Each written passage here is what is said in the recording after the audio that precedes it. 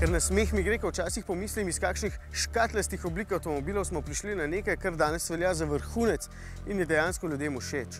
Tudi tak hecen občutek dobim, da se takšni kvazi kupe SUV-ji v zgodovino ne bodo ravno zapisali z zlatimi črkami. Finančno mogoče že je pa to daleč od revolucionarnih Mercedesovih S-limuzin, za katere bom vedno trdil, da so 100-krat boljša izbira od takšnega GLA kupe. Razen seveda, če je vaš prvi kriterij, da ste z avtomobilom opaženi. Potem ne bi mogli izbrati boljšega. Prav ustavljali so me mimoidoči, ko sem želel speljati iz parkirišča, da so si ga lahko podrobno ogledali in me vprašali kakšno malenkost, ki je bila potem seveda vedno ista.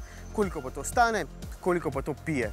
Da ne boste predolgo čakali, stane preko 112 000 evrov in pije malo manj od 11 litrov. Evo.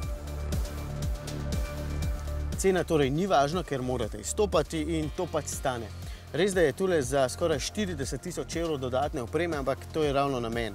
Boste pa morali za izgled kar malo potrpeti, ker je avtomobil res velik, v bistvu je ogromen, kljub temu pa je prostor tukaj notri dokaj utesnjen.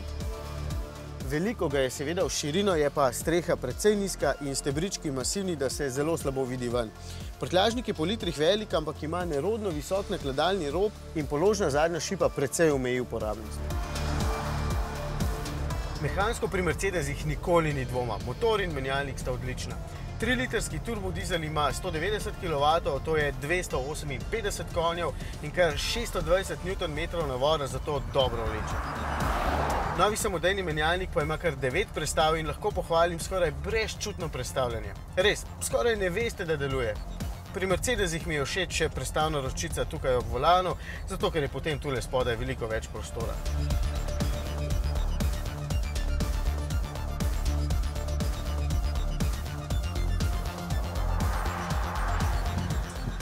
Seveda sem presenečen, da se tale 2275 kg gmota premika tako, kako bi rekel, skoraj lahkotno. Očitno je moči povsem dovolj in podvozje dovolj dobro uglašeno, da se ga lahko zapelje tudi v kakšen ovinek, ampak lepo vas prosim, Mercedes-Benz, da iz svojih prodajnih katalogov takoj odstranite besedo športen.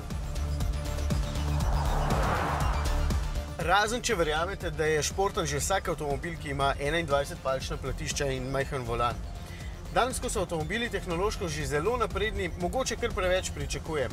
Ampak tako neudobnega avtomobila pa že dolgo ne. Na slabih cestah se ves čas stresa, zdi se, kot da ga bo vrglo iz tira, da komaj obvladuje vso to maso. Manj udobni so samo še pravi športni avtomobili. Ko bi bil potem vsaj udoben, tudi če bi se preveč nagibal, pa še to ni. Zdaj veste, zakaj ne maram takšnih avtomobilov, pa čeprav ima tale res ogromno enih sistemov za bolj varno vožnjo, celo voziti zna delno sam. Evo, spet sem na začetku, impresiven avto ni kaj, samo poglejte ga, res pusti vtis. In tudi Slovenec je imel prste zraven pri obliki. Vse ostalo pa je nesmiselno, kot tudi X6.